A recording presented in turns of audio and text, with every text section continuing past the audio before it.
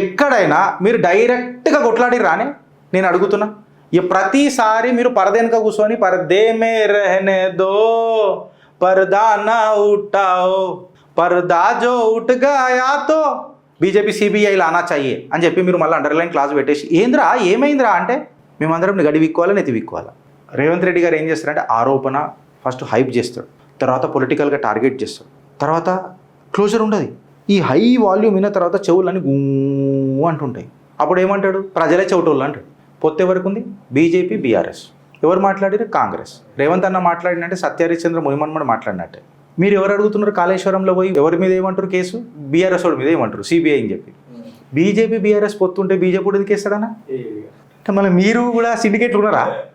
మీరే అంటారు BJP BRS ఒకటి అని చెప్తున్నారు. బీజేపీ వాడు బీఆర్ఎస్ వాడి మీద కేసు ఎట్లా వేస్తాడన్నా? అప్పుడు అన్నా అది ఎట్లుంది తెలుసా? పోకేరి సినిమాలో ఒకటి ఉంటుంది చూడు, 9848 అని ఉంటుంది చూడు, ఫోన్ వెళ్ళిపోతుంది తర్వాత. ఇప్పుడు కవిత గారికి సూటి ప్రశ్న ఏందనంటే, కేసీఆర్ గారు మన మనిషి కదా, మన మనిషి కాదు కదా, మన మనిషి కాదు మర మనిషి. అప్పుడు కల్వకుంట్ల కవిత తన ఇంటి పేరు మార్చేసుకోవాలి. కేసీఆరే మర మనిషి అయితే కేసీఆర్ గారి ఇంటి పేరు తనకు సభబెట్లయితుంది కాదుగా, మార్చేయాల. ఇది మార్చేసిన తర్వాత మర మనిషి అని అంటే Gautam Model School, Sun City branch, admissions are open for 2026. No admission fee, free school uniform and also bus transportation available for nursery to 10th class. Hurry up. Address, Sun City branch opposite Kasturba Trust. Limited seats. Contact us now 8121573123 and 8977113123. మా అన్న కూడా message ఇచ్చి మా అన్నది cutout పెట్టినాడు. ఏమని అన్నాడు? అదో సచిన పార్టీ మా అన్న మాట్లాడాడు. అయితే గిరీష్ పక్కకేమో పెట్టి నువ్వు ఏంది ఇది నెక్సెస్ పాలిటిక్స్ అంటే మళ్ళీ రేవంత్ అన్న నేను ఇప్పుడు రేవంత్ అన్న ఏం మాట్లాడిండో ఈనోడు. బీఆర్ఎస్ శవంతో సమానం, ఎంత అలంకారం చేసినా లేచి రాదు సీఎం రేవంత్. కేసీఆర్ ముందు కవితకు సమాధానం చెప్పాలి, మరమనిషి వ్యాఖ్యలపై మాట్లాడాలి. బీజేపీతో పొత్తు ఎక్సెట్రా ఎక్సెట్రా. తేజస్వి సూర్య వ్యాఖ్యలు మేము ఖండించడం నీకు కనబడలేదా? రాష్ట్రంలో 2 కూటమిలంట, ఒకటి కాంగ్రెస్ కమ్యూనిస్ట్ కోదండరాం కూటమి, రెండోది బీఆర్ఎస్ బీజేపీ కూటమంట. కాళేశ్వరం ప్రాజెక్టుపై వెంటనే సిబిఐ విచారణ జరిపించాలి, లేదంటే త్వరలో ఉద్యమ కార్యాచరణ ప్రకటిస్తాం. ఈయన ఇంకో 2 కేజ్రీవాల్ అవుతున్నాడు. మహిళా బిల్లు డిలిమిటేషన్ జమిలీ ఎన్నికల విషయంలో బీజేపీది శిఖండి రాజకీయాలని ఎద్దేవా. ఇప్పుడు మళ్ళీ నోరు జారిండా లేదా మన రేవంత్ అన్న? శిఖండి రాజకీయాలు ఎక్సెట్రా ఎక్సెట్రా. నేను కిందికేని వస్తా. ఇప్పుడు ఆయన పెద్ద మనిషి, నీళ్లు మీదికేని కిందికి వస్తాయి. మనం చిన్నోళ్ళం కదా, మనం కిందికేని మీదికి ఇవ్వాలి. మనం బాహుబలి పంపలం, ఎత్తిపోతల మనం. సో ఎత్తిపోతలు చేద్దాం. ఇప్పుడు శిఖండి రాజకీయాలు అని చెప్పి మీరు ఏదైతే మాట్లాడతారు కదా రేవంత్ అన్న, శిఖండి పాలిటిక్స్ ఏంది అని చెప్పి చెప్తున్నా. ఎక్కడైనా మీరు డైరెక్ట్గా కొట్లాడి రానే నేను అడుగుతున్నా. ప్రతిసారి మీరు పరదెనక కూర్చొని పరదే మే రహనే దో పరదా నా ఉఠాओ పరదా జో ఉఠ్ గయా తో బీజేపీ సిబిఐ లానా చాయే అని చెప్పి మీరు మళ్ళీ అండర్లైన్ క్లాస్ పెట్టేసి ఏంద్రా ఏమైందిరా అంటే మేమందరం గడి విక్కోవాలా నెత్తి విక్కోవాలా అంటే వేర్ ఈజ్ యువర్ అకౌంటబిలిటీ? మీ జిమ్మేదారీ జవాబారీ ఏంది? మీరు ప్రతిసారి థర్డ్ పార్టీని కూడా పెట్టిరు. ఆరోపణలేమో కాంగ్రెస్ చేస్తుంది, బట్ మీ ఆరోపణలను మాత్రం ఆచరణ ఎవరు చేయాలా? బీజేపీ కూడా చేయాలా. శిఖండి పాలిటిక్స్ దేన్నంటారన్నా? ఇప్పుడు గవర్నమెంటు అలిగేషన్ చేసింది రేవంత్ సర్కార్, కరెక్టా రాంగా? దీన్ని ప్రూవ్ చేయాల్సింది ఎవరు? రేవంత్ సర్కార్. కాకపోతే ఎవరు చేయాలా? అకార్డింగ్ టు హిమ్ బీజేపీ చేయాలి. ఇప్పుడు లీగల్ రియాలిటీ ఏంది, పొలిటికల్ డ్రామా ఏంది? మన రేవంత్ అన్న మాట్లాడిన మాటలకు కమిషన్ రిపోర్ట్ వచ్చింది, పీసీ ఘోష్ కమిషన్ రిపోర్ట్ వచ్చింది. పీసీ ఘోష్ కమిషన్ రిపోర్ట్ అనేది క్రిమినల్గా ఏమైనా ప్రూవ్ చేస్తుందా? పోనీ దాన్ని మొత్తం చట్టబద్ధత అని తీసుకోవచ్చా? ఏమైందనంటే బుట్ట, లాస్ట్కి ఏమైందనంటే బుట్ట, అంతే కదా. హిందీలో కావాలంటే బాబాజీ కట్టుళ్ళు కరెక్ట్గా మాట్లాడాలంటే. సో నువ్వు డైరెక్ట్లీ దీన్ని తీసుకొని వచ్చి ఎవడన్నా వీడు తప్పు చేసిండు అని చెప్పి మాట్లాడదామని అనుకున్నా హైకోర్టు అయినా అన్నది కుర్చీ మరత పెట్టి కూ కు అని చెప్పి ఆ వెనకటికి టేప్ రికార్డర్లలో అది ఉంటుండే తీగ అనేది అయిపోయింది. సరే మీరు బ్లూటూత్లో పెట్టి వైఫై పెట్టుకుందామని పాస్వర్డ్ మార్చేసింది. ఇప్పుడు గవర్నమెంట్ ఎందుకు సీరియస్ ఉన్నది అని అంటే గవర్నమెంట్ ఎఫ్ఐఆర్ ఫైల్ చేయొచ్చు కదా, మళ్ళీ ఇన్వెస్టిగేషన్ని కండక్ట్ చేయొచ్చు కదా, మళ్ళీ ఛార్జ్ షీట్ ఫైల్ చేయొచ్చు కదా, కోర్టులో ప్రూవ్ చేయొచ్చు కదా. మళ్ళీ ఇంకెందుకు చేస్తలేదు అంటే అది ఏం లేదు కదా. మీ ఆరోపణలన్నీ అనుముల వారి అనుమానాలే కదా. అగర్ కూడా అంత గట్టిగా ఉంటే చేయాలి కదా. దాని బదులుకే మన రేవంత్ అన్న ఏం చేస్తున్నాడు? మీకు ఎక్కడన్నా ఇన్వెస్టిగేషన్ కనబడ్డదా? ఎఫ్ఐఆర్ కనబడ్డదా? ఛార్జ్ షీట్ కనబడ్డదా? ఆ కాడికి వస్తే కోర్టుల్లో ప్రూవ్ చేసే సాక్ష్యాలు కనబడ్డాయా?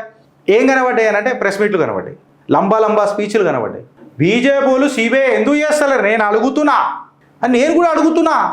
ఈవన్ ఏమైనా గిరీష్గా నువ్వు మాట్లాడకరా సరే అన్న నేను అడిగిచ్చి పెడితే ఇక దానికంటే నేనేం చేస్తాను. ఇప్పుడు నేనేం అడుగుతున్నా, మీకే స్ట్రాంగ్ అయితే తెలంగాణ గలీళ్ళకి ఆధారాలు రావాలి కానీ ఢిల్లీకి ఆధారాలు రావాలంటే ఏందన్నా నాకు అర్థం కాదు.